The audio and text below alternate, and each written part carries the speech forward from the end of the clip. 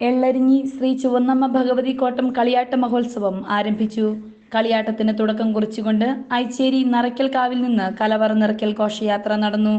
ശിങ്കാരിമേളത്തിന്റെയും നാസിക് ബാൻഡിന്റെയും നിരവധി പ്ലോട്ടുകളുടെയും മുത്തുകുടകളുടെയും അകമ്പടിയോടെ 200ഓളം മാതൃവേദി പ്രവർത്തകർ കലവറ നിറയ്ക്കൽ ഘോഷയാത്രയിൽ അണിനിരന്നു.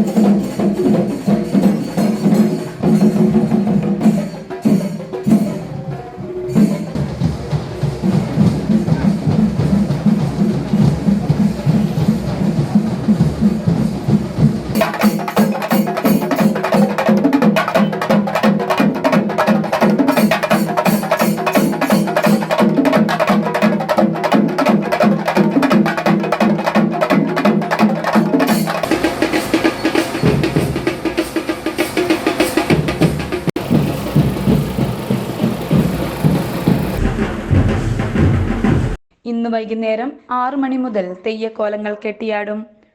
കാരൻ തെയ്യം, കരിവാൾ, വിഷ്ണുമൂർത്തി, പുള്ളൂർ കണ്ണൻ, കരിയാത്തൻ, കൈക്കോളൻ, ഗുളികൻ, ഭൂതത്താൻ, നാഗകന്യക, ചുവന്നമ്മ ഭഗവതി എന്നീ തെയ്യക്കോലങ്ങളാണ് കെട്ടിയാടുന്നത്.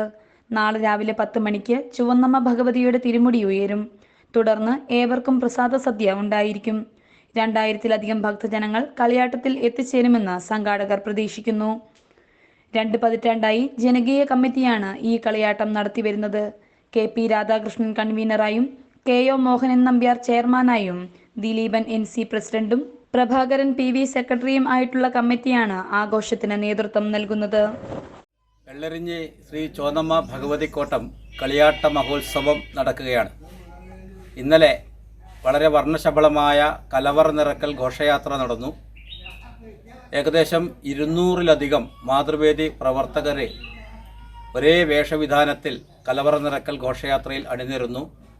നാടും നഗരവും നാട്ടുകാരും അക്ഷരാർത്ഥത്തിൽ ഇളകിമറിഞ്ഞ ഒരു കലവറ നിറക്കൽ ഘോഷയാത്രയാണ് ഇന്നലെ നടന്നിട്ടുള്ളത്. ഇന്ന് വൈകുന്നേരം മുതൽ നാളെ വൈകുന്നേരം വരെ ഇനി 10ഓളം തെയ്യക്കോലങ്ങൾ ഈ തിരുമുറ്റത്ത് ഭക്തജനങ്ങളെ അനുഗ്രഹിച്ച് ആശീർവദിക്കും. ജനകീയ കമ്മിറ്റിയാണ് ഇപ്പോൾ ഈ ക്ഷേത്രത്തിൻ്റെ കളിയാട്ടം നടത്തി വരുന്നത്. ഏകദേശം 2 പതിറ്റാണ്ടായിട്ട് ഈ ജനകീയ കമ്മിറ്റി ഏറ്റവും ശ്രദ്ധേയമായ തരത്തിൽ നാട്ടുകാരുടെ മുഴുവൻ പ്രശംസ പിടിച്ചുപറ്റിക്കൊണ്ട് ഈ കളിയാട്ടം നടത്തുകയാണ്. ശ്രീകണ്ഠാപുരം മുനിസിപ്പാലിറ്റിയുടെയും സമീപ പഞ്ചായത്തുകളുടെയും വിവിധ പ്രദേശങ്ങളിൽ നിന്ന് 3000-ലധികം ഭക്തജനങ്ങൾ ഈ കളിയാട്ടത്തിൽ എത്തിച്ചേരുമെന്നാണ് പ്രതീക്ഷിക്കുന്നത്. എല്ലാവർക്കും അന്നദാന സൗകര്യവും ഒരുക്കിയിട്ടുണ്ട്. എല്ലാ നാട്ടുകാരുടെയും സഹായം പ്രതീക്ഷിക്കുകയാണ്.